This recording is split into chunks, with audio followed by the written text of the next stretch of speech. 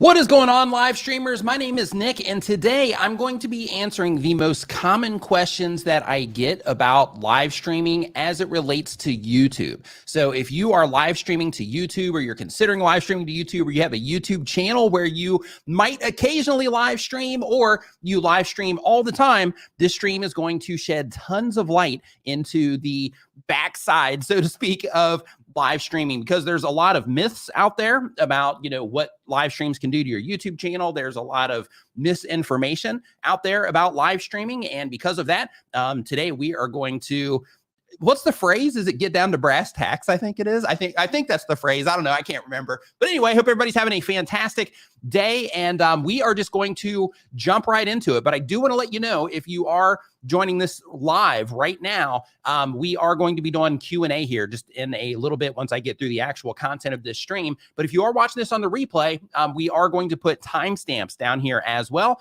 And with those timestamps, we're going to be able to go through, and you'll be able to find, the questions that you want answered as they're related to you. So with this whole thing, as we get into it, I've got, the questions that I commonly get, but then like I mentioned, once these are done, then we are also going to go into just general Q&A here as well. And if you're watching this on the replay, that'll be at the end of the stream. Paul Peck, Drywall Tube, what's up? Aussie K-Mom TV, nice to see you in here. Jen Exiel, nice to see you in here as well. I've got your question already in the queue to make sure to answer your question here a little bit later. So the very first thing that I want to talk about is the concept of live streaming hurting a YouTube channel. So there's a lot of people that will say things like, hey, my live streams are, kind of holding my channel down. It's kind of like a weight or an anchor when it comes to my YouTube channel. And because of that, I have a hard time getting moving with my YouTube channel, and they kind of blame it on their live streams. So the idea on if live streams can hurt your channel or not,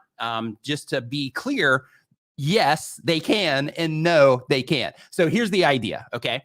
So when it comes to live streams, the channels that it typically hurts are people that do not put out content in their live streams as it pertains to what it is that they're doing on their YouTube channel. So for example, if you're talking about tech, and then, that's what your audience is coming to you for, right? You're talking about tech, and your video content is all about tech, but when you live stream, maybe you talk about tech, but then you also talk about, some random other stuff. Maybe instead of, delivering a similar value, you just bring something completely different. And because of that, the audience doesn't respond well to that. And that's typically reflected in the view counts that you're getting in your live streams. It's typically reflected in just the general feedback that you get from what it is that you are doing when you live stream.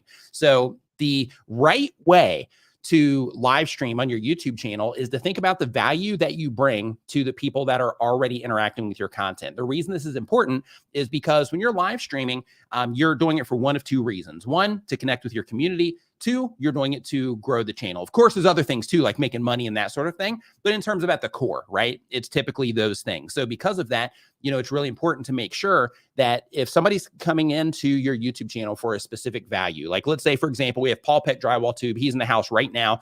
Let's say that I go to his channel on a regular basis and I consume his drywall content. And I just love watching him, put up drywall and just kind of getting, tips and tricks from him as he's putting the drywall together. And I get tons of value out of that. So because of that, I watch Paul's videos every single time they hit my homepage, right?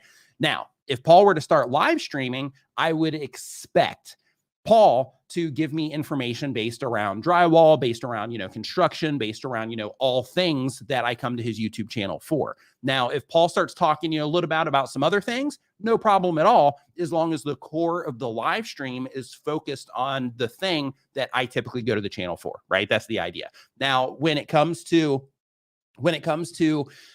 doing this incorrectly, what Paul would do in an incorrect version of this is Paul would go live on his YouTube channel, and he would just be, having dinner with some buddies. And they're like, hey, we're just hanging out, having some dinner. Figured we'd go live and you could just hang out here. And we're just going to talk about a bunch of things completely unrelated to anything that you come to me for. Now, if Paul's channel was mostly a personality channel, not as big of a deal, and you can get away with that a little bit better. However, in Paul's case, his would be, entertainment plus information as well. But, if you are giving a certain value, you want to make sure that you're matching that value with your live streams. And the reason that that's important is because when the people are coming in and the value they're getting from that stream, if it doesn't sync up, then they're going to leave. and they're not going to come back and they're never going to respond to your live streams, right? Same exact thing goes on the replay with your live stream as well. So when it comes to your live stream, if the type of streams that you do are just kind of, all over the place, or there's not really like structure, or you do just hangouts, that sort of thing, you might want to consider unlisting your live stream after you're live if you have video content on the channel. But if you're doing it for the case of growing your YouTube channel, then of course, you wouldn't want to unlist it because you'd want that piece of content up there. But when it comes to the Jerry's saying, I'm making him second guess the live stream he has planned for Thursday.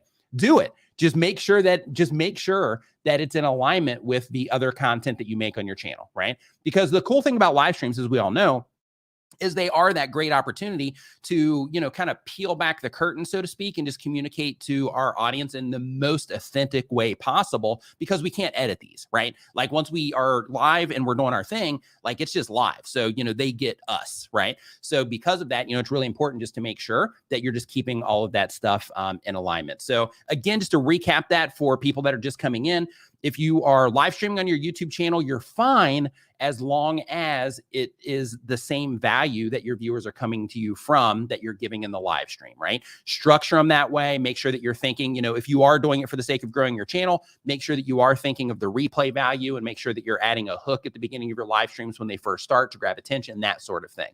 And the right way is to make sure that you are syncing up with the value. The wrong way is that you're giving something just completely different. And because of that, people are unsubscribing, that kind of thing. Now, keep in mind, on my YouTube channel, I've lost over 250,000 subscribers since I started my YouTube channel. And a lot of that has actually come from my live streams. And another thing that you have to consider with all of this is that the people that consume your video content may or may not necessarily dig your live streaming content. The people that dig your live streaming content may or may not necessarily dig your video content. But most importantly, you need to understand what it is that you're trying to accomplish on your YouTube channel. So if you're in a situation like mine to where you do lose subscriber counts, you don't sweat it. Like, I don't care. Like the people that come into my live stream that are like, hey, I don't want to participate in this, and they unsubscribe. I don't care, because, that content, isn't for them, or maybe, that brought something to their awareness and they're just kind of like, you know what, I don't want to watch Nick anymore. But I'm totally fine with that, because, I'm trying to serve the people that are into what it is that I do. So because of that, in terms of being in alignment with what it is that I'm trying to accomplish with my YouTube channel, it's fine, right? So you just have to make sure that you know what you want. If you are in a situation like somebody just said right here a second ago about, people unsubscribing from their YouTube channel when they live stream. Yeah, right here from Aussie K-pop Mom. That's what it was. Says, I get people unsubbing all the time when I live stream, even though it's related content, but I just feel like it's refining my audience. I'm still getting more subs than unsubs, and that's the win. And another thing to think about as well is when you are getting those people that are unsubscribing from your live streams, they might end up, watching your video content. They might end up coming back and subscribing again in the future. But, at the end of the day, people just consume different stuff. I've ran a lot of community posts, a lot of polls in my community feed. And through those polls, I find out that a majority of my audience doesn't even like live streams. Like, they never participate in live streams. So because of that, I'm there. I show up every single Saturday at 9 a.m. Eastern to serve that 20% of people that did respond positively to the poll and said, like, yes, I do enjoy your live stream. So I show up for that 20%, knowing that, a majority of my audience isn't into the live stream thing. They come in for the video content. Okay. Now, the next thing I want to talk about here is when to start live streaming. So, I get this question every single live stream that I do, every single time that I'm talking to a live streamer and they're saying things, like, hey, I started my channel, recently, when should I start live streaming? What should I do? So first off, I do want to say that if you are just getting started, I have videos here on the Streamyard channel, actually other live streams, where I talk about how to live stream to 0 viewers. So if you are live streaming to your channel and you don't have people joining you yet, it's okay. It's part of the process. Don't get discouraged about it. Don't feel, don't be like, oh my gosh, I can't believe it, nobody showed up to my live stream. Like, don't let it bother you. What you have to do there in that situation is just kind of change your perspective. So when it comes to knowing when you should live stream, this is, again, where it's really important to know what it is that you're trying to accomplish. But the idea is that when you are just getting started, even if you don't have an audience yet, you can still live stream so that you can develop the skills in terms of, just being engaging, in terms of, figuring out any tech that you decide to use, in terms of just getting used to the process and getting used to just talking nonstop into a camera for however long you live stream for. It's a muscle that you have to build, right? So because of that, if you think that you're going to be live streaming in the future, then I recommend that you do get started relatively quickly live streaming on your YouTube channel. But here's a little tidbit that I want you to keep in mind. When you are live streaming on your YouTube channel, when you don't have an audience yet, let's say you have, some people that are interacting with your content, but not a lot of people are coming into your streams yet. That is the moment when, instead of streaming for the sake of like a community hangout to where you're there, and you're just serving the community in whatever way, through the value that you provide, you look at it from the perspective of, I'm live streaming as a means to create quick content and build my skills in the process. So here's what does that look like, right? This is what that looks like.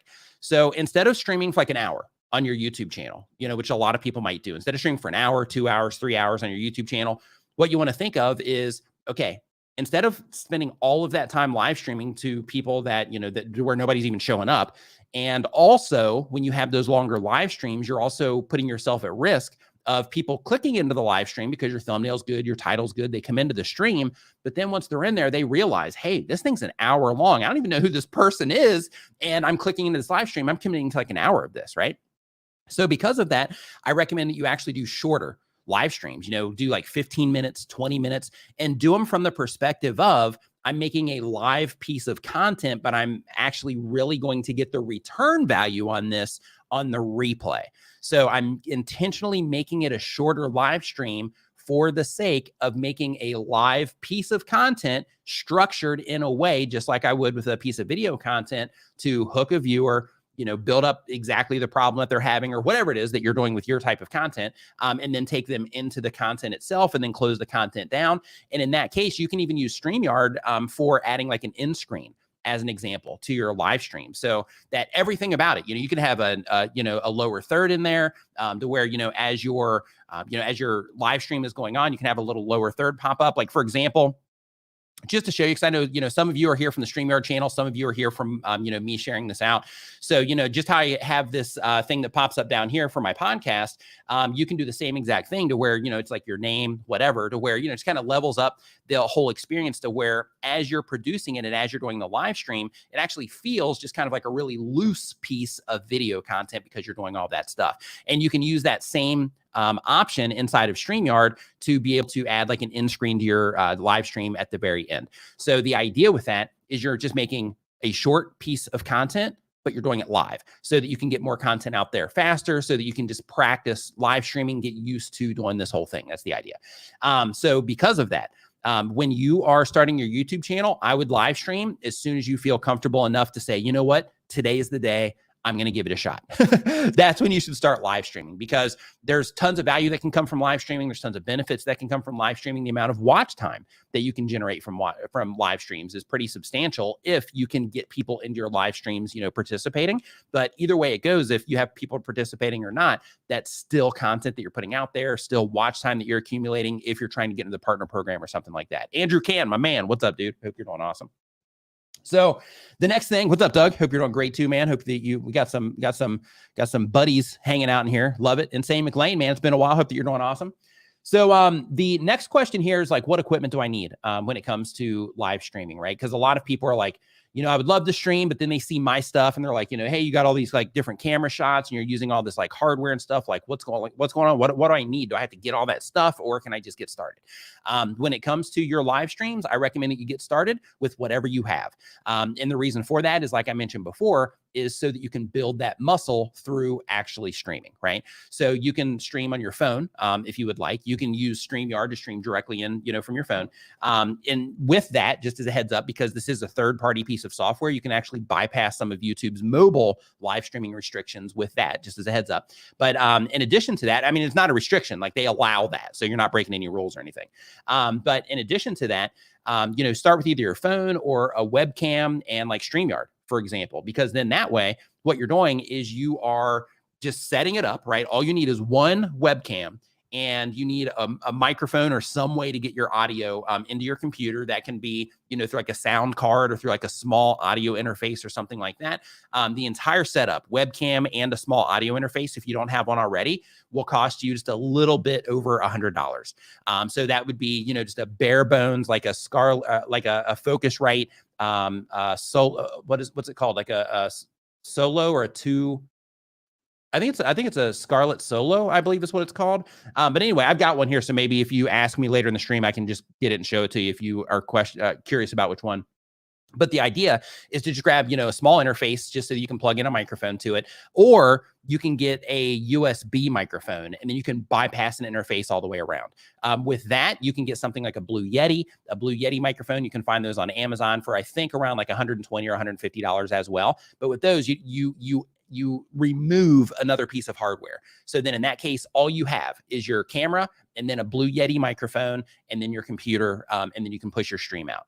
Okay. So you don't need all the fancy stuff. What you need is to get started, right? You need to get started. So that's the idea with that. In terms of how many subscribers that you need to live stream on your YouTube channel. So this is going to depend on like what devices you're using and things like that. But Android users can stream with like 50 subscribers on their YouTube channels. iPhone users at this point in time, they have to wait for the 1,000 subscriber mark to do it on their phones. Through software though, you can do it, at low subscriber numbers. You just have to make sure that you have verified your YouTube channel in terms of, connecting with your phone number and all that stuff through the verification process. That's the idea in terms of like, just getting started. The next question that I get constantly is, how do I get more views on my live streams? And we kind of touched on this a minute ago. Let's see here. Scarlett 2i is, thank you, Andrew, is the name of that interface. But in terms of getting more views on your live streams, how many people here in the stream right now would love to get more views on your live streams? And really quick, Simon says, I streamed on my phone Saturday. Audio was pretty poor though. So when you are streaming with your phone, you can get very low cost, I think like around $60 mics that'll plug directly into your phone. And it's a directional mic, so it'll be pointed right at you. And when you're talking, it'll mostly pick up you and it won't pick up, all the ambient stuff that's going on in the background. So that's a great place or a great way to improve your phone audio when you're live streaming. But basically, if you're wanting to get more views on your live streams, and again, I talked about some of this just a minute ago when I was talking about the replays, but the idea is that when you are live streaming, instead of just looking at it like, hey, I'm trying to get more views on this live stream, like as this thing is live, like instead of looking at the live as just the live event, look at your live stream like it's a piece of content, right? And the thing that I mentioned before is making the content like a piece of content that you're making live or without edits, like a one-take piece of content. So what you do in that situation, if you're trying to get more views with your live stream, is you go ahead and use individual thumbnails. So you don't want to use a template. You want to make a unique thumbnail for the topic or subject matter that you're covering. If you're doing gaming content, then of course you would want to, optimize everything around the game. If you're doing training content of some kind, then of course you'd want to optimize everything around that. If you're doing, vlogging content, then of course you'd want to optimize that maybe around the location that you are in or the types of things that you're going to be covering in your vlog, that sort of thing.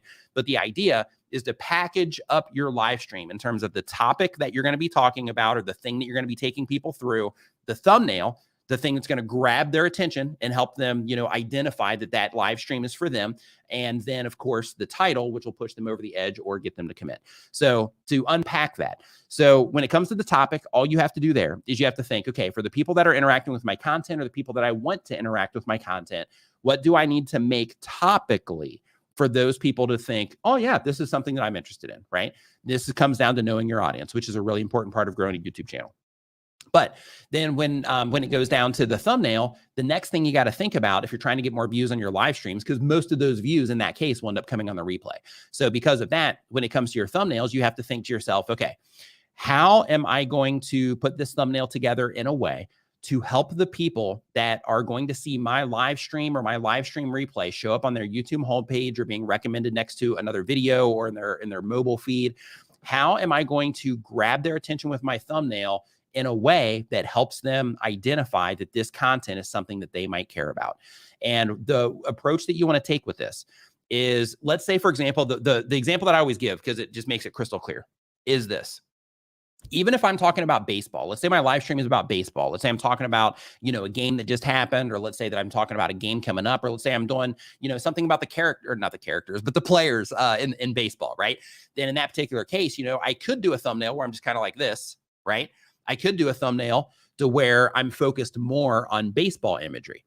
Now, the difference between those two is if I'm focused on baseball imagery, somebody that's into baseball, as they see that going past in their feed, or if it shows up on their homepage, since YouTube is probably going to be showing them other things related to baseball just based on how YouTube works and how their recommendation systems work, then in that case, you want to make sure that they can identify at a glance that your content is about something that they care about, which in that case would be, baseball imagery. So that can be players, that can be baseball fields, that can be bats and balls, or anything that just helps that person that you're trying to connect with identify that your content, live or video, is something that's related to them, or something that they might be interested in, or something that builds a curiosity gap in terms of like, oh, wow, I need to see what's going on here, right?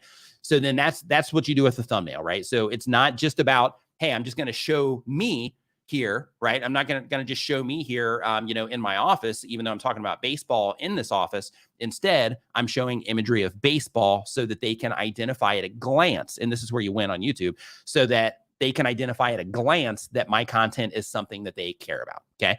Now, in addition to that, then the next thing, of course, is the title. What you do not want to do is you do not want to put, let's say that we got Wisco Ted in here. What's up, dude? Hope you're doing great. So in his case, what he does not want to do is he does not want to do Wisco Ted live stream.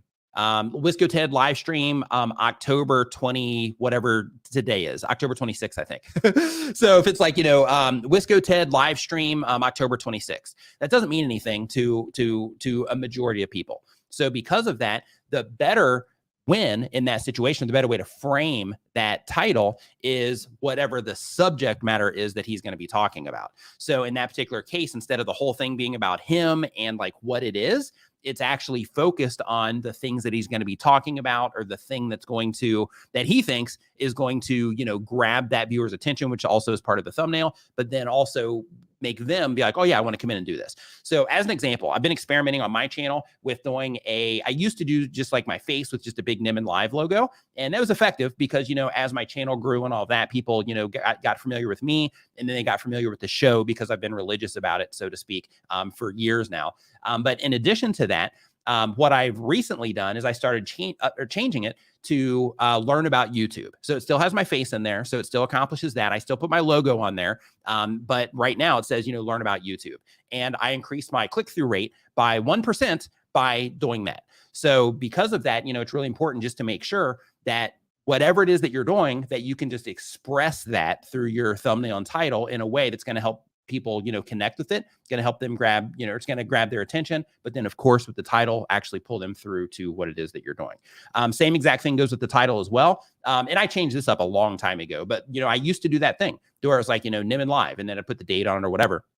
But then now, for years now, I've been doing like, YouTube tips for whatever, how to, thrive on YouTube, those types of things, because that's the stuff that my audience cares about. The people that I'm trying to reach, the people that I'm trying to get involved with my channel, that's the stuff that they care about. So I do that, even though my stream is really made to, just connect at a deeper level with the community, to ask, or to answer, their questions, as it pertains to them during the live stream, like that kind of stuff. Like that's really the goal. But I'm like, hey, if I'm doing it anyway, might as well, follow just general best practices here and, help people identify that this is something that they might care about, just like I tell everybody else to do. So, so because of that, I did that, and I got, a higher click-through rate by doing it.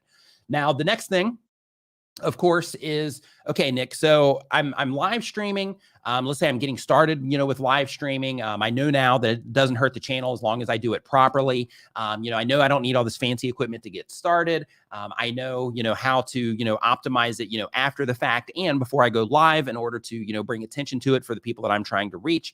Now, how do I make money from live streams? Who here would like to make money from your live streams? So when it comes, let's see here. RGMG says, can you still drop end screens into a live stream video before it posts to YouTube? No. So you can do you can drop the end screen elements, but if you want to have a graphical end screen, to where, maybe you have some branding on there, like you have some boxes for, hey, watch this next, that kind of stuff. Then in that case, you can do that directly, within Streamyard. So as your stream comes to an end, you're like, hey, thanks for watching. And then bam, you turn that graphic on, and then you leave that graphic on there for about 10 seconds, maybe 15. And then when you stop the stream after that, then you go back into YouTube. After they end up processing your live stream, then you go and you add your in-screen elements to where they can actually click on them to that in-screen graphic. So that's the idea with that. But when it comes to making money from your live streams, here's some things where making money will help. Now, of course, when you are in the YouTube partner program, that, is beneficial, because then of course you can get super chats, super stickers, that kind of stuff. You can generate channel memberships, all of that. So, when you are at that point, then, it's relatively easy to make just extra money on your live streams, because when you are doing those things, then people can just interact, natively on the platform, and you're good to go. But in addition to that, some things that a lot of content creators don't think about when it comes to making money from their live streams is, you can also, during your live streams, you can promote things as an affiliate in passing, or just being, aggressive about it. And I'll explain that here in a second. But you can promote things as an affiliate in your live streams.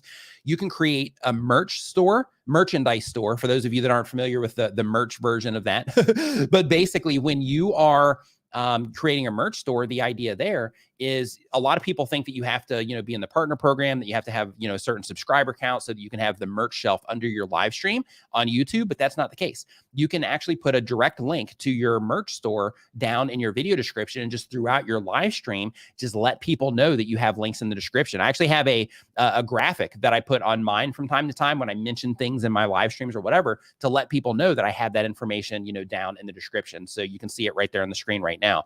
But the idea, though, is that, first you want to make sure that you are, that you have the stuff available, right? So if you know that you're going to be bringing attention to something as an affiliate, then what you do in that situation, go ahead and get some of those links in your video description when you know you're going to be talking about specific things. When it comes to your merch store, you want to make sure that you go ahead and get that, link, and put that down in your description as well. And then throughout your live stream, just randomly, when it's appropriate, you don't want to overdo it, but randomly when it's appropriate, just let people know that you have links down there, that you have merch available. Hey, I got this, I just got this, new, update of this, Streamyard hoodie in my case. And, you can get this hoodie down in the description below. And you can't actually, that I know of, during this live stream, unless they add it, which they might. So if you watch this in the replay, you can check this for some Streamyard merch down in the description.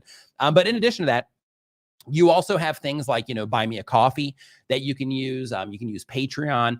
And what these are where people can go and tip you off platform. So even though you can't get like a direct super chat if you're just getting started, even though you can't do that, one thing that you can do is you can, let people know, hey, if you're enjoying this stream, I've got a buy me a coffee link down in the description below. Or, hey, if you're enjoying this stream, I have a Patreon where I do, some additional live streams over there. Come join me over there.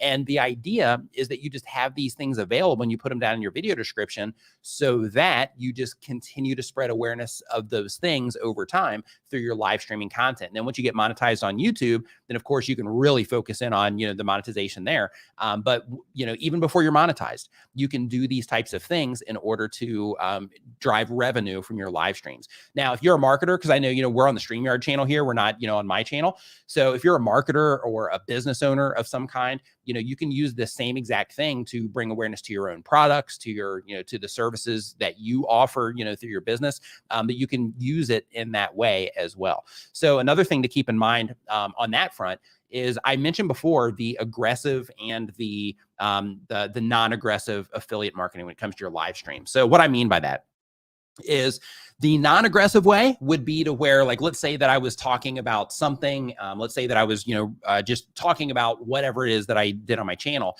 but then let's say I start bringing attention to this, squishy ball, right? And as I'm bringing attention to this squishy ball, I would just say something like, oh, by the way, I just picked this thing up, recently, I absolutely love it. I've actually got links to this, down in the description, where you can go, and check this thing out. Of course, you would sell it, a little bit harder than that, but that's the idea in terms of just like a passive thing. And then for the people that are hanging out in your live streams, if anybody is interested in getting a baseball squishy ball, then of course they know they can go down to your video description and get it. That's kind of the passive way, right? To where you're just kind of like, hey, I'm doing my thing, but while I'm doing my thing, I'm just going to, randomly mention my merch, randomly mention the buy me a coffee thing, randomly mention, any products that I'm, trying to bring attention to. Now, in addition to that, if you go the aggressive route is where you live stream for the sake of generating revenue. And what that means is, you do affiliate marketing through your live stream, But instead of it being like a, hey, in this live stream, we're, talking about these things, and they're not really related to something that can drive sales, you start doing reviews and that sort of thing in a live stream format. So for that, of course, the tech you might need. I mean, technically you could still do that on your phone, but if you wanted to kind of level it up a little bit, that's where you might want to get like an overhead camera or something like that, to where as you were bringing attention to things, then you could focus, the shot to where you talk to them and then you focus that shot from the overhead, so that once you do that, then you can, fully get into the thing that you're reviewing. And then again, you can make those relatively short streams. They don't need to be an hour. They don't need to be 30 minutes. They don't need to be, 2 hours or 45 minutes. They can be, relatively short pieces of content. But the idea is you're doing it for the sake of bringing in people, and then that might be interested in that review. And then you're doing that review live for the sake of, getting affiliate revenue from that. And then again, if you are somebody that, has a business, then in that particular case, constantly bringing awareness to your products and services is definitely something that you want to do. From your perspective, if you're a business owner, one thing that you also might want to consider is, setting up some type of lead magnet with what it is that you're doing, so that, you offer something. What that is, just in case you don't know, is to where you pretty much offer something for free in your live stream in exchange for emails. Hey, I got this thing that I made. You can download it in the description. And then they go and they land on a sales page or a landing page or an opt-in page. And once they land on that page, they put in their, their name and their email address, and then they get into your email sequence, and then you can start sending them out, more emails, just spreading awareness about whatever it is that you're doing. So in terms of a, from a professional standpoint, that's the approach that you would want to take. Now, another thing to think of as well when it comes to your live streams is sponsorships. Now, if you're just getting started, you might have, a little bit more of a, Angelique, what's going on? I hope that you're doing fantastic. If you're just getting started in, on YouTube and you don't have a lot of viewers yet, this can be a little bit more challenging.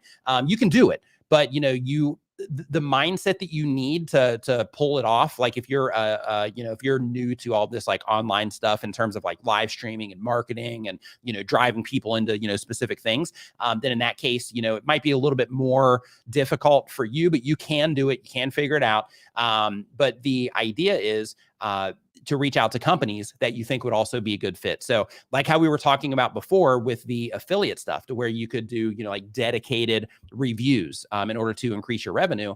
The same exact thing goes for sponsorships. So for example, if it's like, hey, I'm doing these live streams and, I'm getting about, X amount of people coming into my live streams and, while I'm live, and I'm also getting about X amount of people coming in on the replay.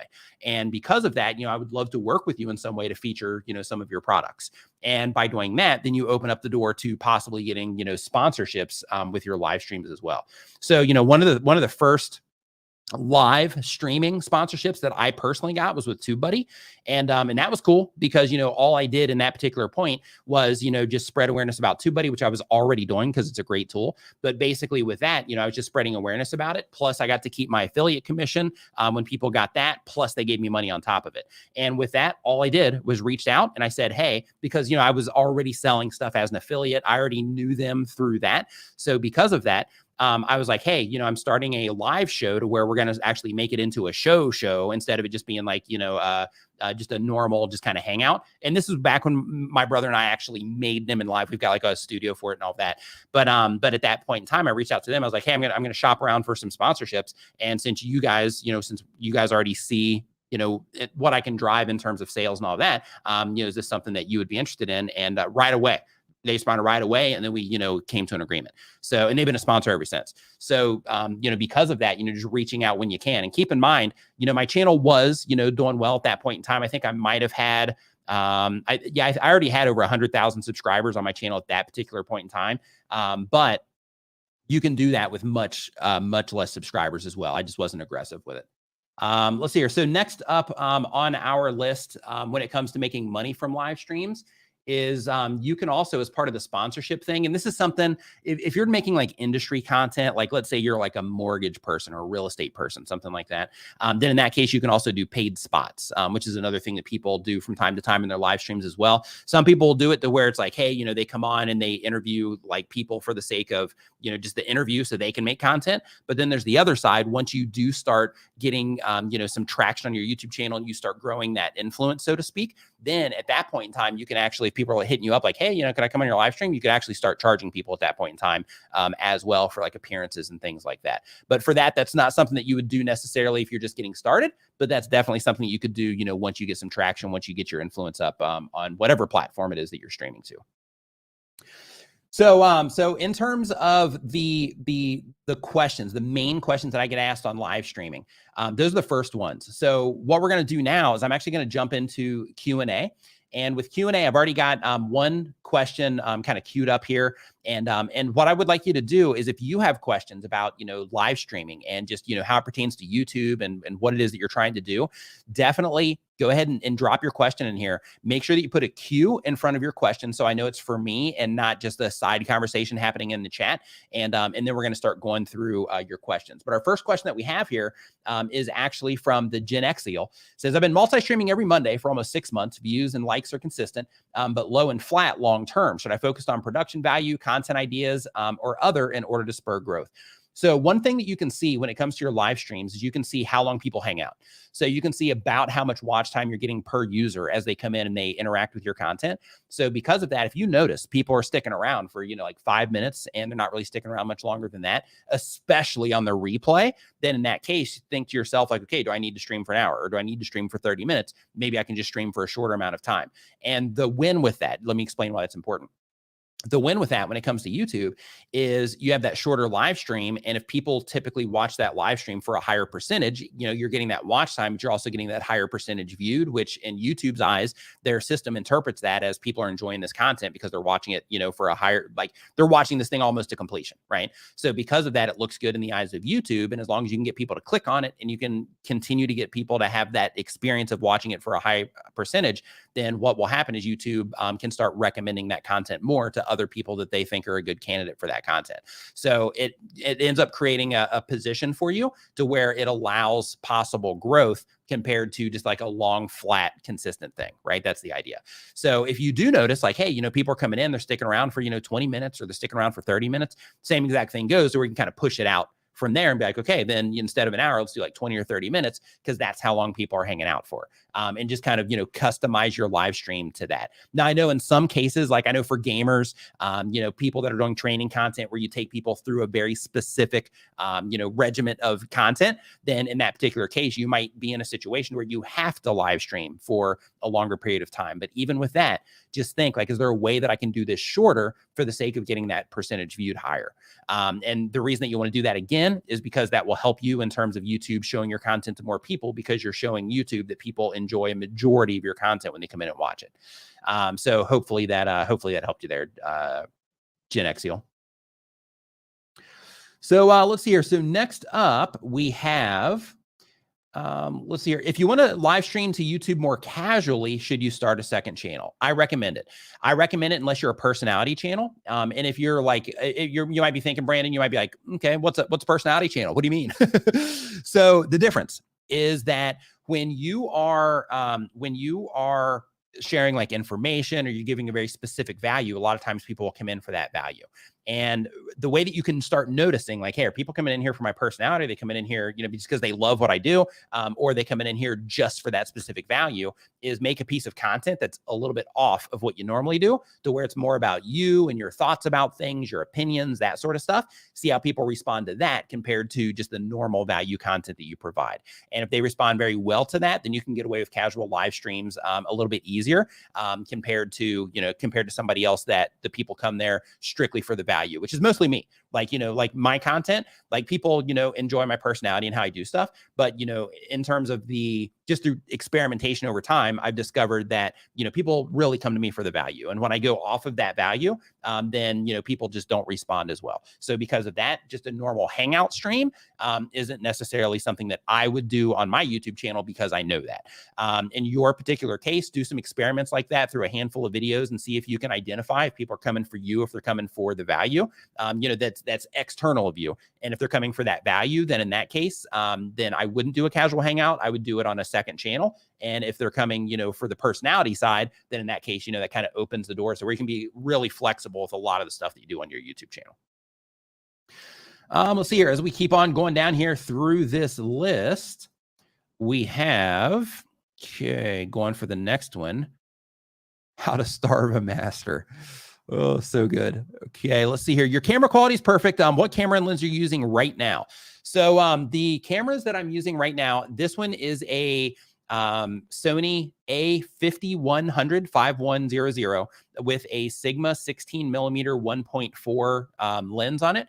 The camera right up here, this is a Sony A6500 with the same lens. This camera back here, the 6500 with a 35 millimeter lens on it. This camera right here is a Canon 90D with a, I think it's like a 10 to 55 millimeter, or 10 to 18, I think, millimeter lens on it. And then basically with all of these, I run them into the ATEM Mini Pro ISO, and then the ATEM Mini Pro ISO plugs just right into my computer like it's a webcam. And when I connect it to Streamyard, then I just assign this Blackmagic ATEM Mini Pro ISO as my camera source, and then it pulls it in. And a really cool thing about this whole setup that I enjoy the most is that if you notice, it's just switching automatically, right? So unless I override and I hit a button, it's switching by itself. So it comes with software, this ATEM Mini does, to where you can set up macros, and then it'll just go through this sequence of macros that you set up. So you can say this camera for, a certain amount of time, this camera over here for a certain amount of time, this camera here for a certain amount of time, and you just kind of build that stack out. And then as you build that stack out, once you get to the end of it, then you just save it, and then you can come in and hit play, and it'll just auto rotate through those on a loop, so that you don't have to touch anything, which is great, unless you want to, right? So if you want to override, then you can. Adam's Exploit says, Nick, what do you recommend for a free or inexpensive, easy to use video editing program? So when it comes to video editing software, I'm a little bit, I don't know if weird's the right word, but when it comes to video editing software, I think that in terms of easy to use, that's kind of like an intimate thing, or like a personal thing. So, one person might look at Adobe Premiere, for example, and they might think it's easy to use just because they're already familiar with other Adobe products who have like similar layouts and similar tools and things like that. Whereas if that same person were to use something that might seem easy, like DaVinci Resolve, which is free, or actually that's actually a pretty complicated one, but it's free. But if they were to look at something like Camtasia, for example, that is easy, then in that case, that might seem a little bit weird to them because they're so used to having, all these buttons and all these, different options all over the place. So because of that, I'm just going to give you some recommendations based on, experience. So I just wanted to make sure I got that disclaimer out there, right? So I don't lead you in the wrong direction. So the very first thing that I recommend when you're looking for video editing software is, I know that free is always the win, when you can get it for free, but keep in mind that in some cases that free does come with a cost. That cost just isn't money. In some case that cost is that it just doesn't have all the extra bells and whistles and bells that you can add to it, like a lot of the other software. Maybe it's just because it is really complicated to use. Maybe it's there's no support involved, those types of things. So it's not like it's free from money, but it's not free from stress and frustration. So there's that. But DaVinci Resolve is a free piece of software that you can use. It's very robust. You can do like all kinds, it's pro editing software essentially. But there's just some things with the DaVinci Resolve. Like we have Simon in here as an example, just saying it's really heavy on the CPU. So in that case, like that's the cost, right? That it just works hard on your CPU because it's not optimized because it's free. But you also have Adobe Premiere. Adobe Premiere is something that tons of people use just because it's part of the Adobe Creative Suite. The software plays well with like Adobe Audition, for example. If you are processing your audio, it plays well with Photoshop. It just plays well with all the other software within the suite. So that's a win there. And it can do pretty much everything. It can't do animations and that kind of stuff, but you can make things move through keyframes. But it's a pretty professional level software. You also have Final Cut Pro, which is the Mac version of what Premiere would be. So you can get Premiere on a Mac as well, but Final Cut Pro is a great option for you. And then of course Camtasia, if you're like, hey, I'm not trying to do all this like super advanced fancy stuff. I just want to record my screen, maybe zoom in on some stuff, maybe just do some light processing on my audio. You can get Camtasia for like $300. And it's just drop dead easy to use. I got videos about it on my YouTube channel. So any of those, hopefully we'll get you taken care of. And Filmora is another one as well. Daniel Batal, he has videos on and live streams here on the Streamyard channel. He has tons of videos on Filmora if you were wanting to take that route as well. Wisco Ted says, how can you structure your content for live stream so there's no dead areas waiting to talk to chat? Is you plan a show just like you would a video. So there's something that you might want to look into, Wisco Ted, and I'm sure that there's either a live stream or a piece of video content about it here on the Streamyard channel about a run of show. And a run of show, it's all often referred to as an ROS, but a run of show is basically the format or the structure, I should say, of the show. So what it is it's basically essentially, I mean, you can do a run of show in like a spreadsheet, or you can technically do it in like a notepad or something. But the idea is to say, okay, the show starts here. This is the hook, right? This is the thing that I'm grabbing people's attention with. This is, our first guest that we're going to have on. This is about the timestamp when we're going to be bringing on that first guest. Our intro for that first guest is going to last about this long. And then, right here, I'm going to start asking the guest questions. And then, after that, then we're going to move on to, this thing where we're going to have a little break where I have like a lightning round with this guest. And then after that lightning round, then I'm going to have just a few more inspirational questions, maybe with that guest. Anyway, you get the idea, but you break down the entire structure on a notepad that you are going to be going through, or a Google Doc spreadsheet, something like that. Let's see here. Great question though. But yeah, so the very first thing, the most important thing, of course, is the the hook when it first opens. So another thing that I recommend as well is if you are going to have that hook when it first opens, which you should, for the sake of the replay, just make sure that you're thinking of it from the perspective of like trying to either share some specific information or take people on a journey, or just opening up the curiosity gap in terms of like, hey, we're going to be doing this thing. This is going to be directly related to you. It's going to be about live streaming if this was the case in this example. It's going to be about live streaming.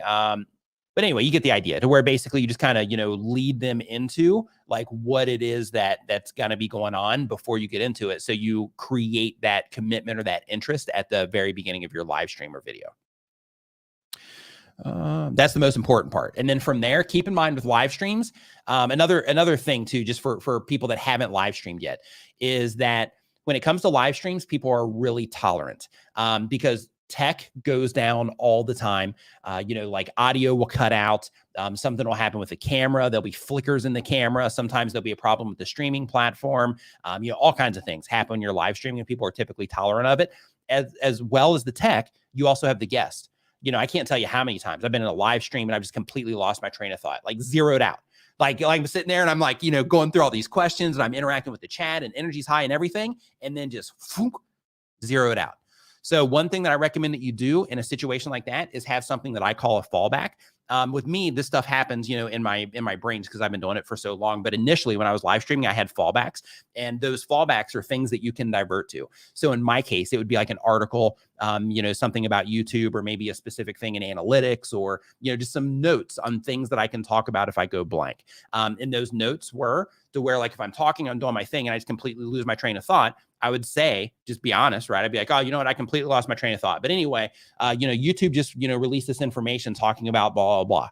So, then that way you kind of make it, you're just transparent. Hey, lost my train of thought. We're moving on. So, having fallbacks will save you from a ton of stuttering and fumbling around with your live streams. What sort of internet speed do you need for live streaming? I'm lucky as I have fiber. I have fiber as well. So when it comes to your live streaming connection, just go as fast as you can. I know at one time I was streaming on a upload speed of, I think, around like 4 megabytes per second. I mean, it was low. I couldn't do like 1920 by 1080. I had to do 1280 by 720 at that point in time. But I was able to get the streams up, and I was able to stream every single Saturday by getting those up, and people were tolerant of it, and they came in still, even though it wasn't as crisp and stuff as things are now. Jerry says, let's see here. How, if you ask a question, please put a Q in front of it, just so I know it's for me. That helps me, identify that the question's directed at me, and that it's just not a conversation that's going on in the chat. After a live stream ends, there seems to be a reset to analytics. How can you see that total watch time while it was live after the reset? So what you want to do, just the easy way to do this is after you're done with your live stream, YouTube will pop up a little card. That little card will just give you like a summary of what happened with your live stream. You'll see the watch time, you'll see any subscribers, gain, loss, all that stuff. I would just take the note from there for that, and then lean on the actual like replay for the stats that you're going to be going into later on the replay. I've actually got something coming out for you soon on that. It's just not available yet, but should be within the next like 2 months. Maybe sooner. How do we make people comment, increase comments after our live stream? So first off, the most important thing out of this is to know that you can't make people comment, but what you can do is you can do things to increase the amount that people are engaging. And I know that's probably what you meant. So little things that you can do is, when a lot of content creators like live stream or they make video content, one of the things that they do is they'll say, like, hey, leave a comment. But when you say leave a comment, if you don't give any type of context to what to leave a comment for, the viewer has to spend a ton of mental energy on like, what do I comment about? Do I comment on, like my what my dog's eating today? Do I comment on, something that happened in the video? Do I comment on the shirt the person's wearing? What do I comment about? And they have to, go through that mental process. So because of that, what you want to do is you want to just ask simple questions that people can answer. And by asking simple questions that people can answer, all they have to do is just lean in and just type the answer to the question that you asked. So, for example, I said earlier, how many people here want to make more money? How many people, want to, I think I can't remember the other one. Oh yeah. How many people want to get more views on their live streams as well? Just real easy questions. And by doing that, then, all people have to do is just be like, oh yeah, I want to get more views. Yeah. I want to get more money from my live streams, or whatever it is with the type of content that you're making. So if we put this into some other examples, let's say that you're a gamer.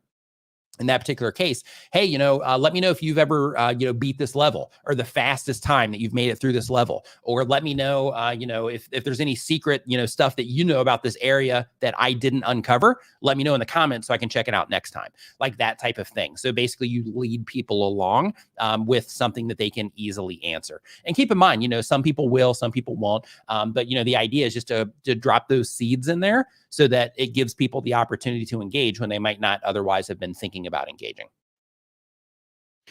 Let's see here. Okay, back to the mobile live stream. Even with 4G, the audio sounds like it's going through an overactive noise gate. Is this normal? When I used to live stream using YouTube mobile, it worked fine. Okay, so one thing that you might want to do if you are live streaming through Streamyard is go into your audio settings. And once you are in your audio settings, here, I'll actually screen share this with you really quick, as long as I can. Not sure if it's going to let me actually like show the settings, but we're about to find out, aren't we? So let's see here. Let me move this. Let me move this around really quick so we can go full screen here. Kind of drop your comment. Boom. Okay. So let's see. There we go. Full screen. So what you want to do is you go into your cam mic settings. Okay, it does show it. So you go into your cam mic settings, and then right here under audio, I would turn off, like I would experiment with this right here, because they have the automatically adjust mic volume. So it's possible that their system could have been like hearing something in the background, or maybe just noise coming from the phone. It might have, tried to correct for it. In addition to that, you might want to experiment with echo cancellation on and off to see if that's suppressing anything at all. But I would mess with those two things. I would also make sure that if you do turn off the automatically adjust mic volume, which would be the first thing that I would try, that you do have it, make sure that it's at 100 or higher, depending on how that ends up coming out on your end. Let's see here. Next on our list, we've got, what do you recommend for promoting your first live stream with a super small channel? I see a lot of people doing Hangouts as their first few live streams versus having an actual topic. In your case, I would have an actual topic, and I would start spreading awareness about that. Like if you, let's say, for example, I'm not sure what your upload schedule looks like or how many videos that you're publishing, but let's say that you do a video per week. If you do your video, if you publish that on Monday, then I would spend, the next handful of days with a scheduled stream. So I would schedule the stream maybe the day after, maybe 2 days after, just to make sure that that video can breathe. But then just schedule it enough in advance so that people do have the opportunity to come in and click and watch it. Now, in addition to that, I would make sure that you're sharing it through all of your social channels, your Facebook groups, anything like that that you're a part of, so that people know that it's coming. And in addition to that, make a trailer. So you can make trailers for live streams now. I have a video on how to do that here on the Streamyard channel. Really easy. So you just make the actual video trailer, but then when it goes to the live stream, you just go into your live stream settings, you go into customization, and you click on add trailer, and you pick the video. Super easy. You can look at mine on my live streams, or I can, if you send me like a DM on Twitter or something, I can just send you mine so you can see what it looks like. But the idea with the trailer is just make it short, punchy, let people know exactly what it is that you are getting from the stream, the value that they're going to get from what it is that you're doing. And when you have that scheduled, then that video is essentially like an advertisement for your live stream coming up, so that as people see that, then they're going to click the reminder, like, oh yeah, this matters to me. I'm clicking the reminder and I'm going to come in and hang out on this. Even if it's a hangout, make a trailer for that. Be like, hey, I'm just getting started on my YouTube channel. I appreciate your support. Because of that, I'm going to use this as an opportunity to, connect with you and, just talk to you about, the things that we care about together, based on the content that you have on your channel. But, we're going to talk about, things that we all care about. And it's going to be happening at, this day at this time. And, I invite you to come join me. Make sure you click on the remind button. Right. So I would definitely make sure that you take advantage of that trailer feature. Plowman's Backyard says wife is losing her job November 1st, last day is today, but she plans on doing live streaming and exploring that new realm. Yeah. So she's, just as a heads up. So when it comes to live streaming and all that stuff, like I wouldn't look at YouTube. I mean, you can, but I wouldn't look at YouTube as like a quick fix for stuff like that, because it often takes, in some cases, people will be able to break out pretty quick. But in most cases, YouTube takes some time. And so does just social media in general. And the reason for that is just because there's a lot of stuff that you got to learn along the way. A lot of, skills that you need in terms of, the tech side of things, in terms of, understanding, like there's cutting videos and putting them together, but then there's actual like video editing, right? There's two totally different things there, but basically like, getting through those parts of everything. I would definitely not look at it as the, like if she's losing her job and she's getting into it as like, hey, I just want to do this for fun, that's cool. But if she's going to be doing it as a solution, in terms of, making that her new job, I would just recommend that you build in some type of buffer there to give her, enough time to make that work out. Let's see here. Any links or resources you can recommend for setting up my first live stream using camera and external mic, not a webcam? Total walkthrough of setup to get going. I think they might have some videos like that here on the Streamyard channel. If not, I'm sure if you just hopped into YouTube search and you just did, step-by-step live streaming setup or something like that, I'm sure there would be some that come up. But at the end of the day, all you need, because you say you're using a camera and an external mic, all you need, if you're using a camera, you got to be able to get that camera into your computer. So one way that you can do that is something called a cam link. A cam link is just like a little USB thing that plugs into it's a converter essentially. It plugs into your USB port in your computer, and then you can plug an HDMI into that. So in addition to that, it's also important that just in case, that depending on the camera that you're using, you need to make sure that you have clean HDMI out. And you need to make sure that that's turned on if the camera doesn't do it natively. So the clean HDMI out makes it to where you don't have all of the, like exposure information and like all the, so it just doesn't have all the camera data stuff on the screen. So you need to make sure you have a clean HDMI out. There's some software that can help you with that if your camera doesn't do it natively. So for example, if you're using like an older Canon camera that's below the 90D, then they have their Canon EOS utility you can use in order to be able to bypass that. And you can plug that directly in without a cam link or anything. So you need to be able to get it in. So I would use a cam link for that, or an ATEM mini if you're going to take that route, and just make sure that that you have the clean HDMI out of your cam.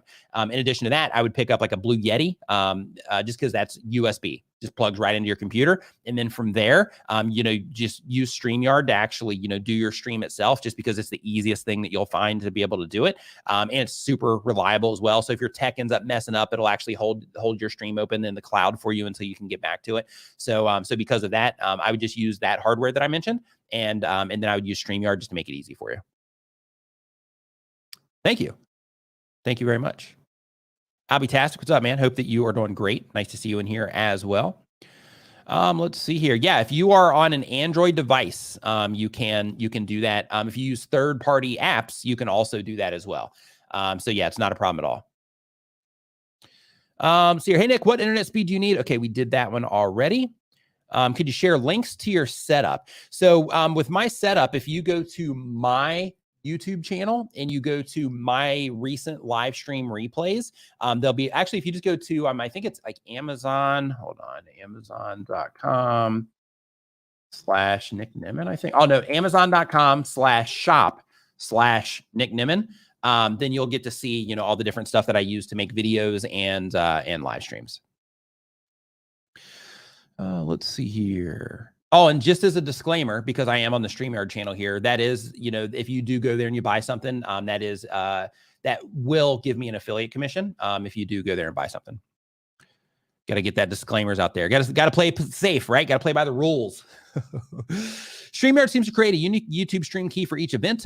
Should we do an English and a Spanish stream of the same event at the same time to the same channel, or set up a channel for each? I would set up a channel for each, Tom. And the reason you want to set up a channel for each is because of how YouTube works. So if you are streaming or publishing video content in 2 different languages to the same channel, you're going to run into some serious problems. Those problems are when, let's just put it into this perspective.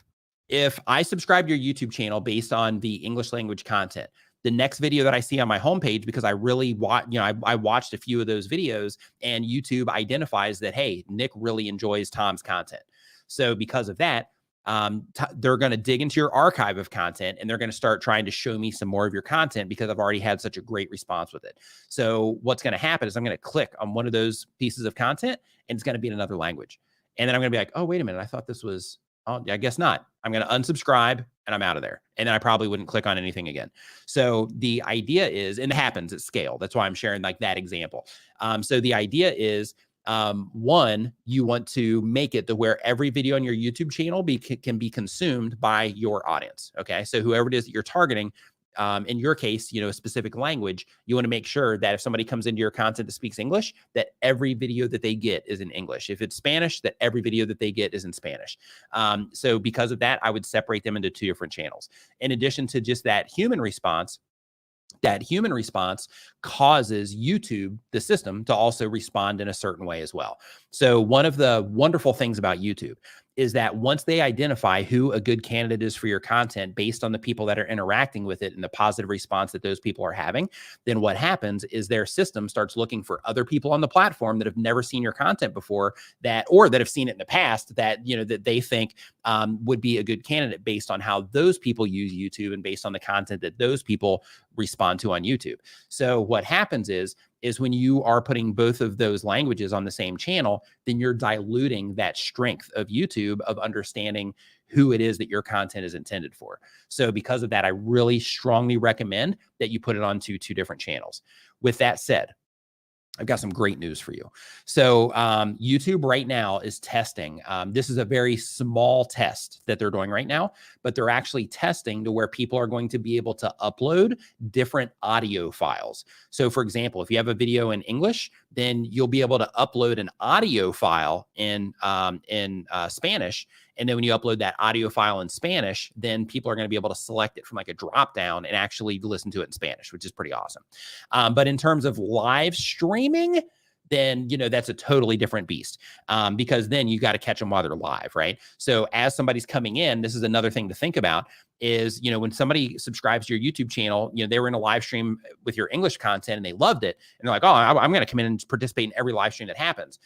YouTube shows them that live stream that's in Spanish and they click on that. They come in, you're speaking Spanish. Doesn't make any sense. They're out of there, right? So because of that, I strongly recommend that you have an English channel and you have a Spanish channel, and that you live stream to them separately. And keep in mind, there is a thing about duplicate content on YouTube as well. So because of that, if you're speaking different languages, one stream is this language, one stream is this language, then if you have 2 different people doing the stream, then you can definitely stream at the same time, just 2 different channels. However, one thing that I wouldn't do is I wouldn't do the same live stream to multiple channels, because then you run into duplicate content. But as long as you're speaking different languages, then you're good to go.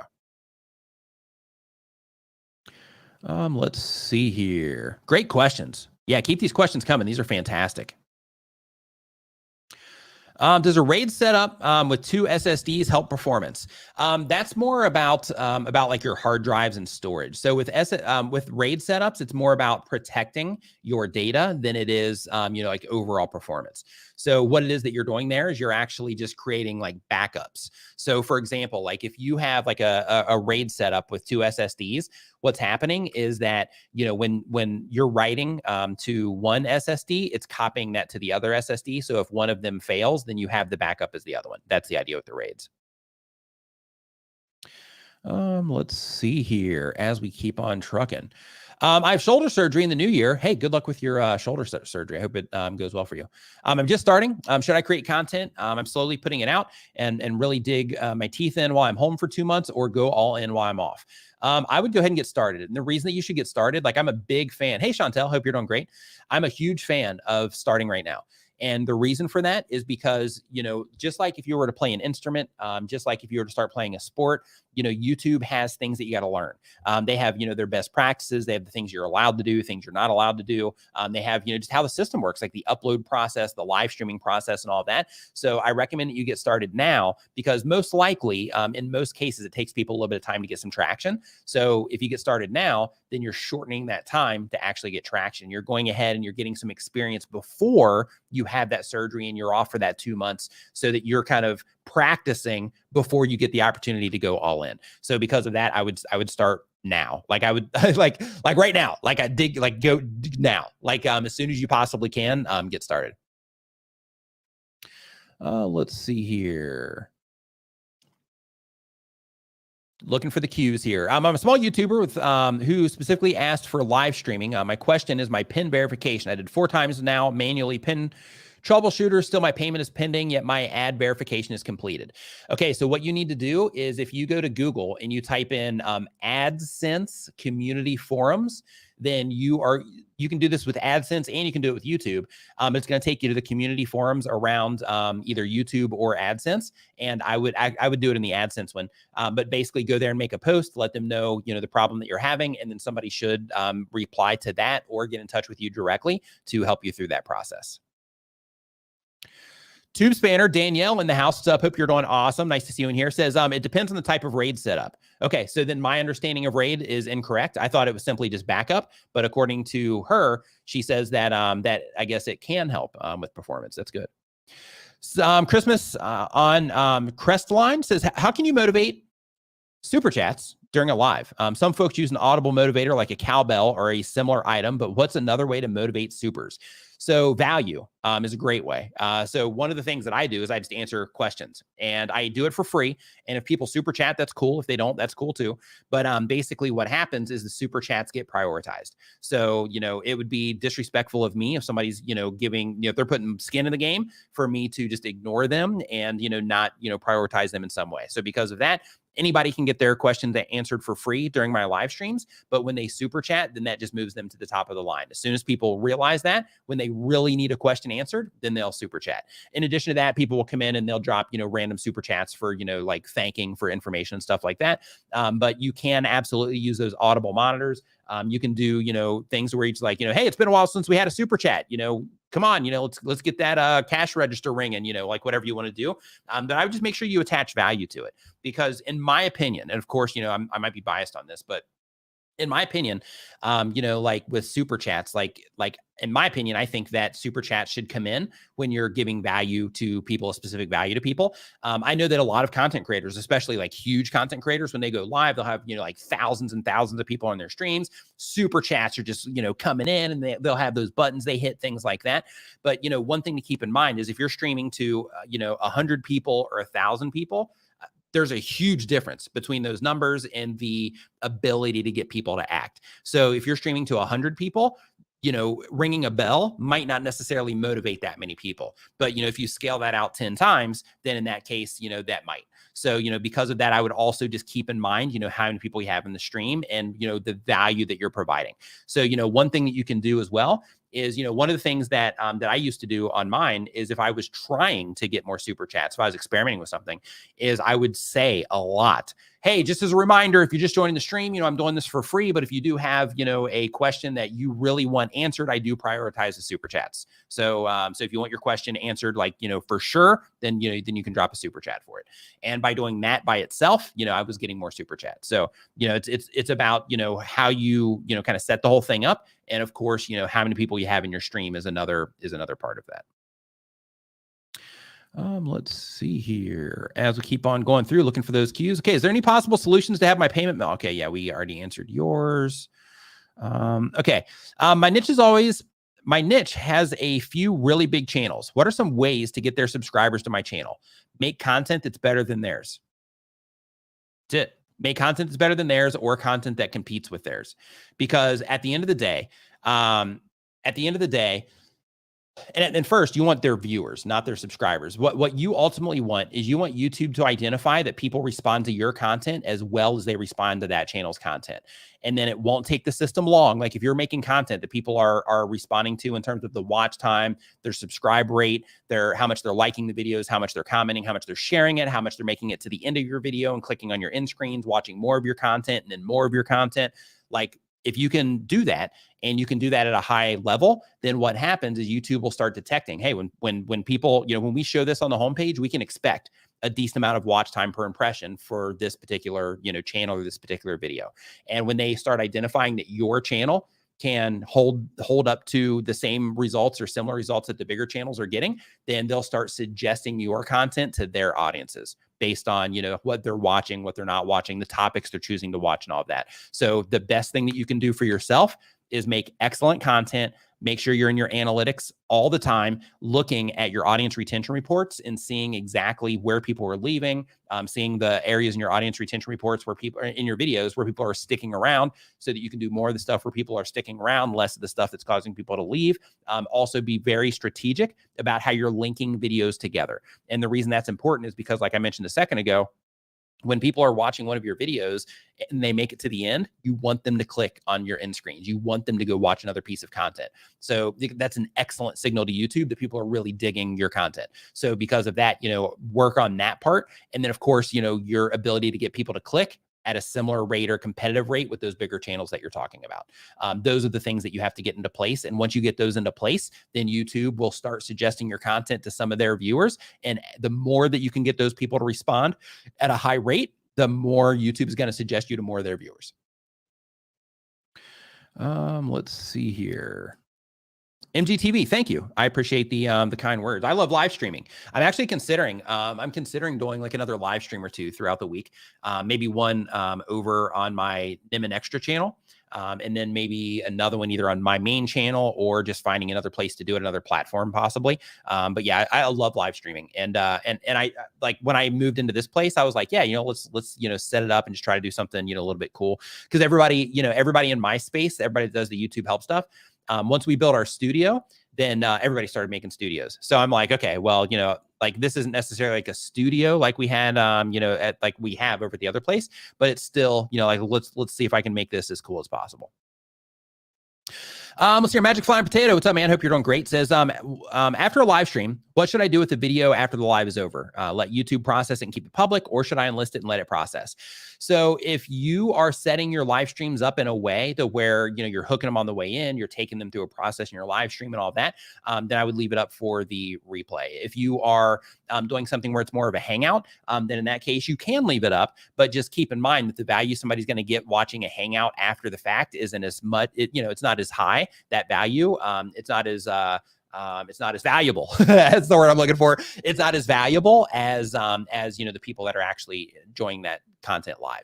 So depending on what it is that you're doing, if you're structuring it for the sake of the replay, then in that case, leave it up. If you're doing it just for the hangout for the community, then in that case, I would take it down. But I would, let it, get some views, let it get some watch time, see how people respond to it. But then if you notice that like, hey, these things die out pretty quick, then in that case, unlist them. So one of the things I'm experimenting with on my channel right now, just because YouTube is constantly changing, they're constantly updating everything. It's learning, the system learns in real time and modifies things, accordingly. So we got to keep, always testing testing things, even if we've tested in the past. So one of the things that I'm testing right now for the next, I think I've got it like 2 months left, is unlisting my live streams before I publish that next piece of content. So like the live stream will be live now for just like, a couple of days, and then I unlist it. Still available for people to come in on any links that are out there. But I unlist it and I prioritize the video content. So I'm experimenting with that, and I'll be able to keep you updated on the impact of that. If it even mattered, I'll be able to let you know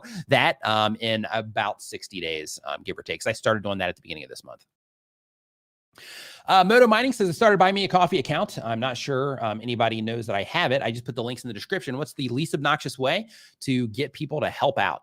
So awareness is the way that you do things like that. So for example, little details like this, right? Like I have this graphic to where if I happen to mention things during a live stream, then I'll have this little graphic that just kind of pops up down there to let people know that it's down there. If you have, in your video content or your live streaming content, one thing that you can say, and you got to make it quick, right? Because you don't want to just fully interrupt everybody's experience to do it, but just let people know, hey, just as a heads up, I've got a bunch of links down in a bunch of helpful links or informational links or resource links down in the description. Make sure that you check those out. Right? Just a really quick in passing thing to spread awareness that you have those links available down in the description. How to get YouTube to list my videos so I get new viewers. So when it comes to YouTube showing your content to other people, that comes down to the performance of your videos. And what I mean by that is if you are really good at getting people to click on your videos at a higher rate, and you're really good at getting people to watch your videos, for a longer period of time, engage with your videos in terms of likes, comments, all that. Like I mentioned before, clicking your end screens, all that good stuff. Then in that case, then YouTube will show your content to more people. When you're still, or if somebody's still trying to like, hey, I'm still just trying to get people to click, then I'm still trying to learn how to do that part of the process. Then, then just be patient and just keep working on that until you can get through that part and you understand that part better.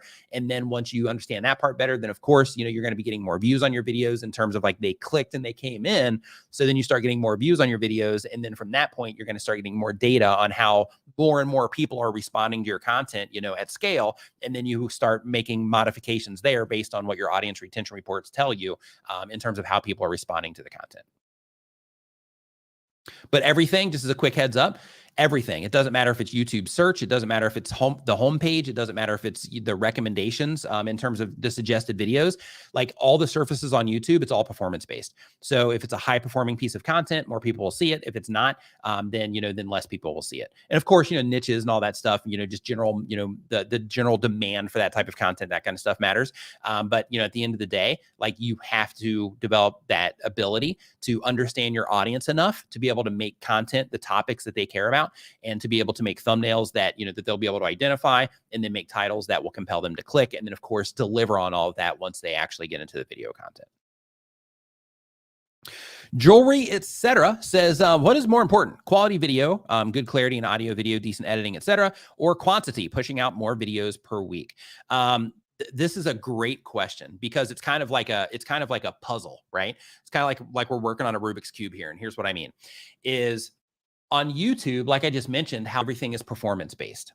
What that means is, the more that you can get people to click, engage, share, add your content to playlists, comment, like, all the stuff, all the positive signals that YouTube loves, the more that you can get people to do that, it doesn't matter what your camera quality is, right? So like, for example, I could make a video right now, walking down the street in the dark with my phone, talking about something. And if I made a just killer thumbnail for that, if I made a killer title, and I was able to make an awesome video out of that in terms of it was just super entertaining, even though it looked like garbage and the sound wasn't that fantastic, but it was like good enough for people could hear, YouTube would promote that video. YouTube would not promote, but they would just show that video to a lot more people, because as people came into it and they enjoyed it, they would show it to more people. Okay. So because of that, the actual camera quality isn't as important as the quality of the experience that the viewers are having, right? That's you always on YouTube, and just any of this stuff, anything that you're doing online, you always got to think of the people that are interacting with what it is that you're doing. You got to think of them first and the experience that they're having. If you're making a website, you have to think of the user experience, right? The UI. You got to think of the user experience, or that's the user interface, I guess, but you got to think of the user experience that they're going to be having with what it is that you're doing, because if their experience is bad, they're gone. Same thing with your YouTube videos. When somebody's interacting with your content, if they won't click on it, then that's a bad user experience, right? You weren't able to grab their attention. Once they do click on it, if you're not able to maintain their attention, then in that case, that's a bad experience for that viewer, and then they end up clicking out and leaving. So because of that, the actual, camera quality isn't important. But, right, we got to throw this but in here. But if you have good audio, you're more likely to hold somebody's attention because they can clearly hear everything it is that you're saying. If you have good video quality, you're more likely for people to give you just a little bit more time to get into what it is that you're doing, because they perceive what it is that you're doing is higher quality just because of how things look and sound. So they're going to give you a little bit more time to grab their attention. So, they're going to think that your content is better just based on what it looks like and sounds like. So because of that, it just gives you more of an advantage compared to something that you're shooting in the dark with low audio or bad audio. So hopefully that makes sense. And in terms of pushing out more content per week, so that used to be an old school strategy on YouTube. It was just kind of like a, hey, publish like crazy. And then, YouTube would just show your stuff all over the place. Nowadays, everything, like I said before, is based on performance. So because of that, if you put out a video every single day, but people don't respond to it, then putting out a video every single day doesn't help. If you put out a video every single day and people love them and they just can't wait, they're like, oh, it's 10/19, jewelry, etc. is going to be publishing a video here in 1 minute. I'm just going to go to the channel and keep refreshing, waiting for it. Like if your content's like that, engaging, then in that case, then your videos are going to pop every single one that you publish. But it's all based on the viewers. So if the viewers respond in a great way every single day, then YouTube's going to keep pushing your content out until, people stop responding to it in that way. If you're publishing tons of content, but people just aren't responding to it, publishing, even more content isn't going to make people respond to it if you can't get people to respond to it already. Right. So, so because of that, there's a lot of, if this, then maybe that type of, information within this question. But at the end of the day, giving yourself those advantages of good audio and good video just removes the distraction of like, oh my gosh, this audio sucks. Oh my gosh, this video quality is just disgusting, right? So it removes those distractions from people and allows them to be able to experience your content without thinking or being distracted by any of that stuff. Let's see here. Next up, we've got... will StreamYard ever get rid of the chat jumping to the bottom? I'm not sure. Yeah, so I'm not sure with that. I know exactly what you're talking about. Like when you're scrolling through or like when you're rolling, if you have it paused so that you can pull stuff up on screen, when you go to scroll down, it'll just jump all the way down. I know exactly what you are talking about. Hopefully they're working on that. They have a Facebook group. So if you go to StreamYard, if you look for StreamYard community on Facebook, they have a Facebook group where they actually take like feature requests and they'll give you feedback based on questions like that too. Okay, looking for the cues. What do we got? Okay, looking for the cues. Okay, no cue, but we're going to do it anyway because it's a good question.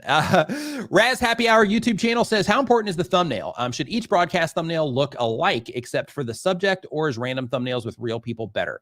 Random thumbnails is better. And the reason random thumbnails is better is because if you're established already, then using templates is fine, but unique thumbnails are still better. But when you have that unique thumbnail, a lot of people already know, hey, this is, their thing. So, the people that are already engaged with what it is that you're doing, recognize that it's you, recognize that it's your stuff. They come in and they participate because they know that your stuff is good. But if you want to be able to reach more new people, then in that case, make everything, unique, and make sure that you just keep in mind the people that you are trying to target with your content. So in terms of how important is the thumbnail, thumbnail is everything. The actual topic, the packaging, topic, title, and thumbnail, that is everything when it comes to video content, when it comes to live streaming content, when it comes to podcasting, when it comes to articles, right, on the internet, it's everything. The thumbnail isn't, when it comes to the article, but the idea is, I think it's like 90, I can't remember the exact number, but it's in the low 90s, maybe mid 90s of the percentage of videos on YouTube that are the most successful they have custom thumbnails. So, you definitely want to make sure that you're using custom thumbnails. You definitely want to make sure that you're experimenting with your thumbnails as well. A lot of people will commit to a thumbnail style. They'll say, hey, I'm going to use this look with my thumbnails, and they'll just commit to it. Like, hey, this is part of my branding. This is, blah, blah, blah. But like at the end of the day, you could commit to something that's not effective, and you could just drive yourself into a hole because of that. So, you want to make sure that you're constantly experimenting with your thumbnails. And then once you find something that works, then try to unpack, like, okay, why was it the topic? Was it the, the combination of the thumbnail and title that got people to click on this more?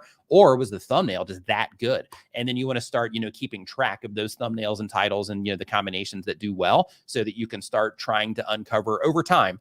And this is why getting started now is so important, is that over time aspect.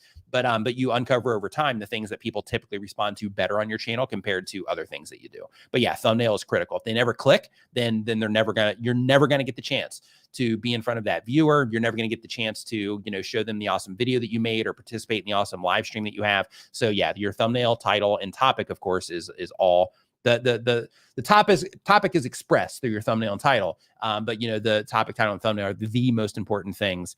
Because if that isn't good, they'll never click in to participate in your awesome video that you put out. Let's see here. Let's see as we keep on going.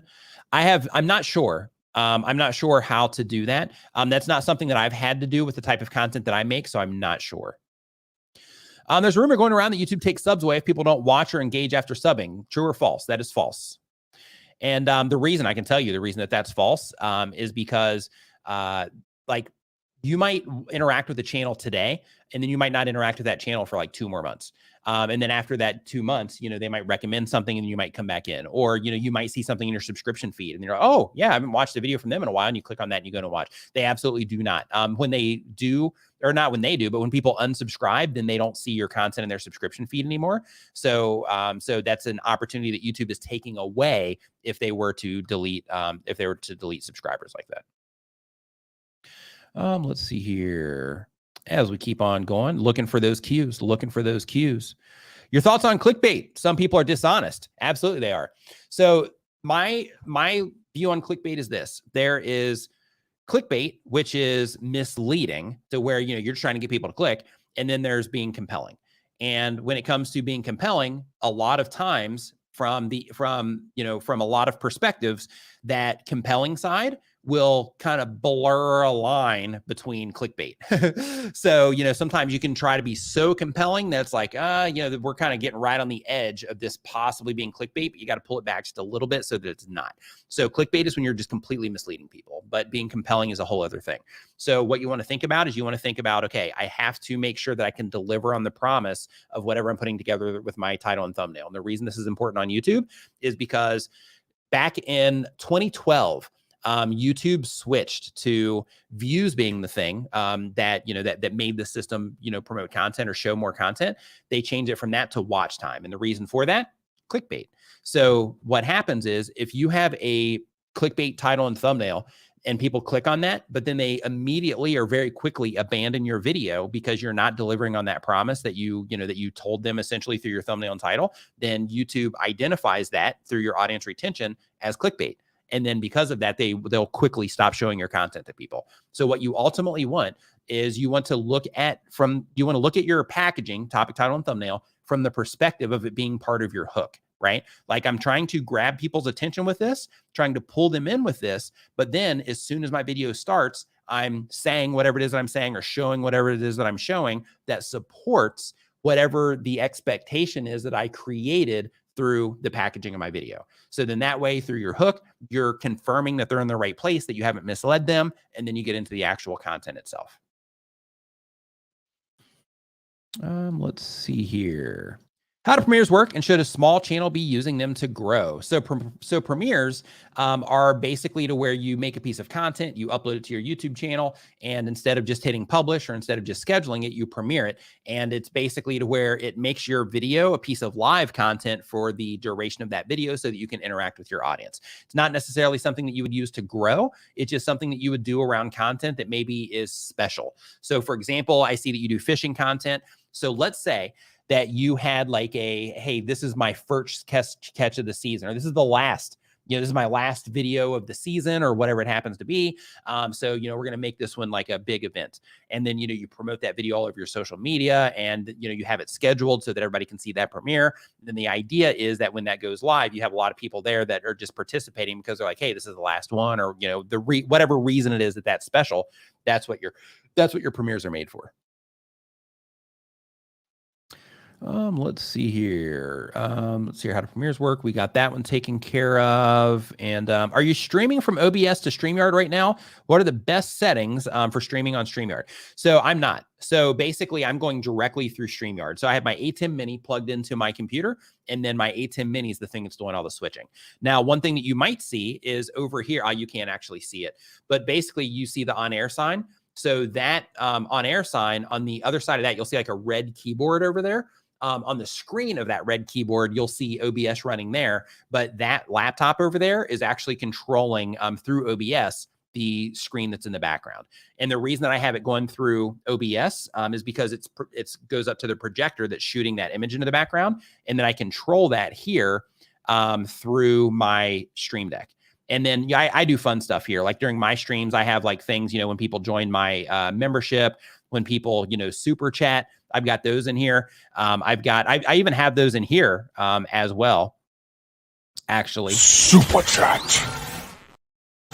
Yeah, but I've got them in here too. But basically that I've got like a like thing that I have, but I have all this stuff set up for my live streams just to make them, just a little bit fun for everybody that hangs out in my live streams. Little countdowns when I'm doing like lightning rounds, that kind of stuff. StreamYard for me, I'm just running everything through StreamYard. The only OBS in the room is controlling the projector in the background. Let's see here. As we keep on looking through this list, I'm just looking for a few more questions here. It says, my video follows news from other countries. How valuable is transcribing my videos to other languages? It's a great question. So what you want to do is you want to go into your demographics, your demographic information in your YouTube analytics. It's going to show you the top countries that are interacting with your content. If you are going to, translate the content, do it for those top countries that are interacting with your content to make it easier for them. Let's see here. Next up, we have still looking for those cues. Okay, here we go. Someone suggested that the hashtag title sniping, a term used for finding gold underwater, might be considered clickbait by gamers because they use the same term in combat terms. True or false? Well, here's the thing you got to think about is it's not necessarily like who's using what. It's what's appropriate for what it is that you're doing. And what you do in that case is you actually go and you actually research that hashtag on YouTube, and you see the display of the videos that are coming up for that hashtag. And when you do that, that'll quickly tell you if you should be using that hashtag or not. So, so the approach for this is if you notice that, hey, gamers are dominating that hashtag, then that's not going to bring you any traffic, which means there's no use in even having that hashtag as part of what it is that you're doing. So because of that, you might want to lean on like mining or, gold mining or, something like that, to where when that hashtag clicked on, it just shows like a whole wall of videos related to gold mining. Because the idea with hashtags is you can use them as a way to have people discover your content. So, just like you have YouTube search, just like you have, the homepage, just like you have suggested videos, the hashtags also show a search results page. So because of that, you can use that as a way to help people find your content as well. So it's not something that you want to use to send people off. It's something that you want to use to where people can actually find your content and come into it. So for anybody that's using hashtags, you can use a hashtag if you want for your own thing. So like every now and then we'll use like Nimmin, for example. So you can do that sort of thing. But if you're using it for discovery, then in that case, you want to make sure that you're researching it first to make sure that the things that are showing up for that hashtag are related to the type of content that you make, not somebody else's content that's not ever gonna, not like gaming to where somebody wouldn't click on your content because they're there looking for more gaming content around sniping. And make sure that you put a Q in front of your questions. So that just helps me identify that they're for me. So Alphin says, hey, Nick, should I go live with 500 subs or should I wait until I hit 1,000? I would go live with 500, but I would just be intentional. So one of the things that I started this live stream with was the idea of if live streaming hurts the channel or not. And what you want to make sure that you're doing part of that conversation is that you make sure that you're giving them the same value or better value than you give them in your video content. So just understand why people are coming to your content and coming into your channel, the type of content that they enjoy the most, things like that. And then think, okay, when I go live, what can I do to like just kind of level up the value that I give people, or to like really entertain people, to really interact with people in a way that would still be in sync with the type of content that I put up on my YouTube channel and the value that they get from me there. Let's see here. Simply Small engine repair. So you absolutely can, but I wouldn't. And the reason I wouldn't is just because it runs a risk of being restricted, things like that. Like some of those videos can still get crushed with views. I actually saw today. So when I was having my coffee in the morning, I was, going around YouTube. I'm just going to see if it's showing it to me again. But basically, when I was opening up my home feed, it was trying to get me into the short shelf. And as it was trying to get me into the short shelf, it was showing me a video of like it was like an Uzi or something, but it was like, just somebody just firing off like X amount of rounds in like a certain amount of time. I can't find it. I just looked, it wasn't there. But basically, for that, and it had like 17 million views on it or something crazy coming from the short shelf. But it's not a repair. So as part of the repair, YouTube does have very specific rules when it comes to that type of content. So one thing that I would do is I would go to the Google help pages. If you just go to Google and you just type in like Google help pages, then it'll pop up, and then you go into there and then go to the YouTube section and put in, or you could do it on the Google side too, but put in something about like, gun videos, or, I would search for a few different ways, but they have very strict specific rules on the things that you're allowed to show and the things that you're not allowed to show when it comes to guns on YouTube. So for example, like, modifying them to make them, like if it's not automatic, modifying it to be automatic, those types of things are the things that get you. Microphone. This is a Shure SM7B microphone. If I upload twice within 3 hours, will notifications be limited to my subscribers? So you get 3 notifications on your YouTube channel within a 24-hour period. So just be mindful of that. So so they can still see them, all that good stuff, but you get 3 notifications per day on your YouTube channel. Are you having any audio using Streamyards? I can no longer hear my guests without using headphones while on my phone. Nope. No issues on my end. Basically, we do on our live streams. We typically, I actually didn't last week. So unless the problem, popped up between, last week and now, if that's the case, then in that case, there might be an issue. I'm not sure, but I would definitely look on the Streamyard Twitter feed, and I would look in the community forums on Facebook for Streamyard and see if they are reporting any issues there. But I haven't noticed anything bringing in guests on mine. So this depends. If you don't have a large audience or a lot of uploads going out, then I would schedule them further in advance. But if you're uploading a lot, like let's say you're doing 3 videos per week, then in that case, I would do it like a day in advance. But if you're doing, like a video per week, then I would do it several days in advance, just so that that video is getting, shown around YouTube and people have the opportunity to know that it's coming. Let's see here. Q. If I upload to, okay, yeah, we did that one already. Your eyes are beautiful. Hey, thank you. I appreciate that. Thanks for the kind words. Okay, just jumped down to the bottom. I just had that jump that you're talking about. Okay. Let's see if I keep going down. Okay, so I think that takes care of our questions. Can you offer merch for YouTube membership or other things like live chats and stuff? Yeah. Absolutely. So you can offer merch in exchange for things. It gets a little bit complicated if you do it through like memberships and that sort of stuff, because you have to get addresses and all that. So the route that I would take for that is I would create a Facebook group for your members. And with that Facebook group, then I would have a form that they could fill out with all of the, their mailing address and, all of that stuff so that you can send them merch. But basically what you need is you need a way to collect their information. So when they join as a member, then you could have like a post to where, you could just link directly in your community feed to it, just saying, hey, I'm going to be sending you, merch, anybody that's a member. So because of that, I just need your, mailing info, and you can do it that way as well without even doing the Facebook group. But I would do the Facebook group anyway, just because I'm not a fan because it kind of toes the line, so to speak. I'm not a fan, even though I do it every now and then, I'm not a fan of directly linking off platform directly from my community feed. because they have rules about, creating content for the purpose of getting people off site. So it's just kind of like one of those fine line types of things. So I try to avoid it. We're going to find templates for the different number of people in the panel. So if you go to streamertemplates.com, they have different templates for different people. So I think it's either up to 4 or up to 8 people. I think their templates support, but it goes all the way down to 1. So it's like one person, 2 people. I'm not sure. I think there might be a 3 and then 4. I think it might actually cap out at 4. But if you go to streamertemplates.com, you'll see some options there. Yeah, so for this, I'm not sure.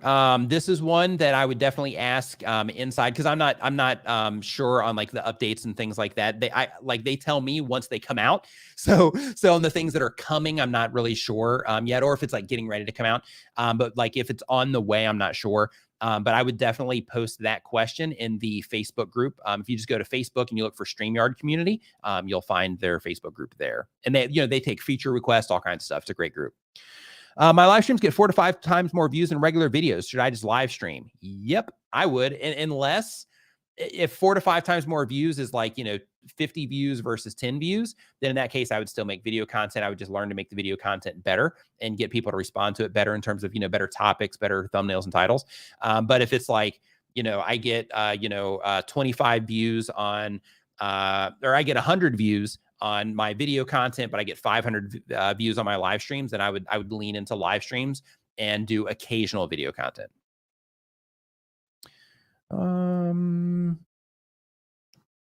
The cameras, I went over this a little bit earlier, but if you just joined us, this camera right here is a Sony A5100. This camera right up here is a Sony A6500 with a 16 millimeter 1.4 lens. It's actually what both of these have. This one here is another Sony A6500, A6500, not 64.